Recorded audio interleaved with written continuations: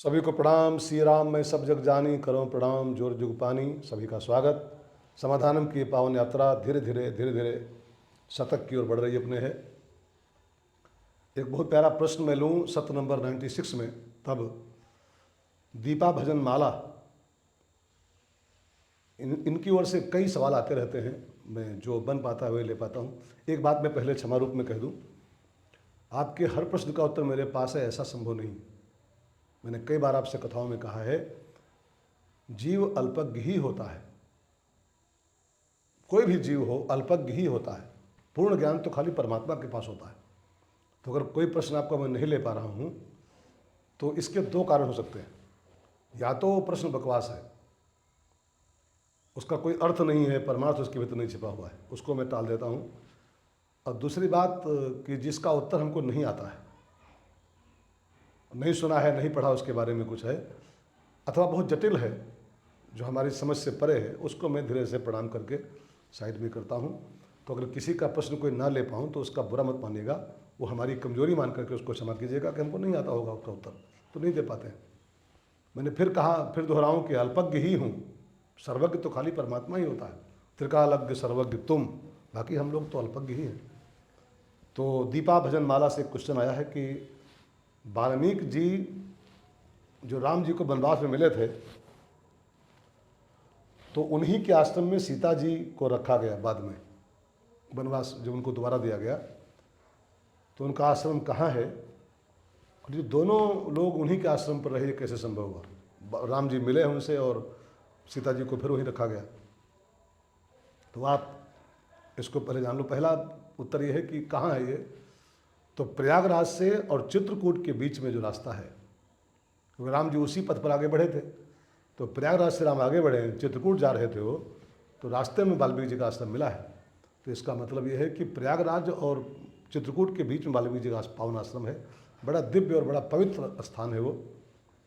आप में से जो जिसको बन पाए वहाँ एक बार जरूर जाना चाहिए, जहाँ राम जी रुके हों, जहाँ सीता मैया कई साल रही हों, जहाँ वाल्मीकि ने तपस्या किया हो।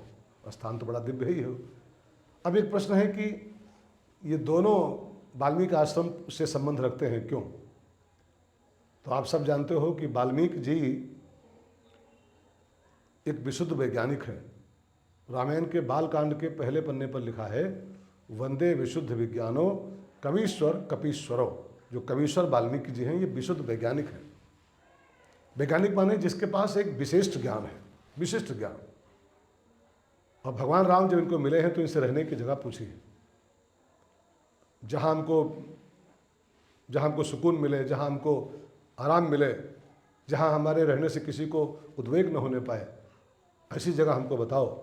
तो ऐसे शुद्ध विशुद्ध स्थान की खोज तो कोई वैज्ञानिक ही कर सकता है। तब वाल्मीकि बाबा ने उनको स्थान दिया था, चित्रकूट गिरि करहु निवासु, जहाँ तुम्हार सब भांति सुपासु। तुमको वहाँ बहुत सुपास मिलेगा, बहुत सुकून मिलेगा अंदर से, चित्रकूट में निवास करो। वैज्ञानिक जो होते हैं ना, वो धरती के प्रभाव को समझते हैं कि कहाँ रहने से सुकून मिलेगा, कहाँ रहने से शांति मिलेगी, कहाँ रहने से भजन बढ़ेगा। ये सब संतों की विज्ञान की खोज होती है। हमारे देश के महात्मा खाली बाबा नहीं होते हैं, वो रिसर्चर होते हैं। धरती के कोने कोने को छान कर रिसर्च करते हैं कि किस धरती पर, धरती के किस भूभाग पर रहने से सुकून मिलेगा, शांति मिलेगी। तो वाल्मीकि जी के आश्रय में राम जी क्यों आए? क्योंकि हमको जहाँ पर सुपास मिले, सुकून मिले, ऐसी जगह जरा खोज के बताओ। तो चित्रकूट का निर्देश किया। दूसरी बात, जानकी जी को दोबारा उनके आश्रम पर क्यों भेजा गया वनवास के दौरान? तो आप सब जानते हो, सीता को जब भेजा गया है दोबारा वनवास के रूप में, तो उस समय सीता सगर्भा थी, उसके गर्भ में एक बालक पल रहा था। और सीता क्या है? शक्ति। या देवी सर्वभूतेषु शक्ति रूपेण संस्थिता। और शक्ति का विस्फोट, शक्ति का प्रसव, शक्ति के अंदर से एक और शक्ति का निष्कासन, विकिरण किसी वैज्ञानिक की देखरेख में हो, तो जैसे परमाणु बम का विस्फोट होता है, ये बड़े बड़े जो बम विस्फोट होते हैं, ये आम आदमी इसको नहीं कर सकता है। आम करेगा तो विनाश कर डालेगा वो। किसी साइंटिस्ट की देख रेख में शक्ति का विस्फोट होता है तो समाज का उससे भला होता है, समाज का कल्याण होता है। ऐसे कोई अनजान आदमी कर दे तो समाज का विनाश कर बैठेगा वो। तो सीता चूँकि खाली माँ नहीं है, सीता शक्ति भी है, और शक्ति का विस्फोट होना था, उसके अंदर से एक और शक्ति का प्रसव होना था। तो वो शक्ति किसी वैज्ञानिक की देखरेख में प्रस्फुटित हो, जो समाज के कल्याण का काम करे आगे बढ़ करके।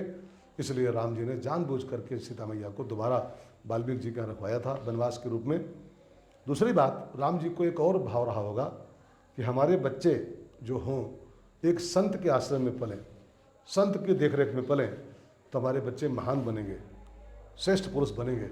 इसके लिए भी भगवान राम ने योजना बना करके सीता मैया को दोबारा वनवास दिया और वाल्मीकि जी के यहाँ स्पेशल रखा उनको। एक बात मैं इसमें और विनती रूप में कह दूँ, हमारे बहुत से संतों ने माना है, बहुत से महात्माओं ने, कि सीता वनवास वाली कथा प्रक्षिप्त कथा है, ये अलग से जोड़ी गई। इसलिए इन कथाओं को ज़्यादा गहराई से नहीं लेना है कि वो जानकी जी का वनवास क्यों हुआ था। बस हुआ था, अगर हुआ भी था जैसे कि कई लिखा पढ़ी में है, तो इसका कारण ये हो सकता है कि वो शक्ति है, और शक्ति का विस्फोट, शक्ति का प्रसव एक वैज्ञानिक के देखरेख में हो, और हमारे बच्चे एक संत के आश्रम में पलें तो महापुरुष बने, इसके लिए भेजा गया था। मेरी सबको शुभकामनाएं। जय सिया राम।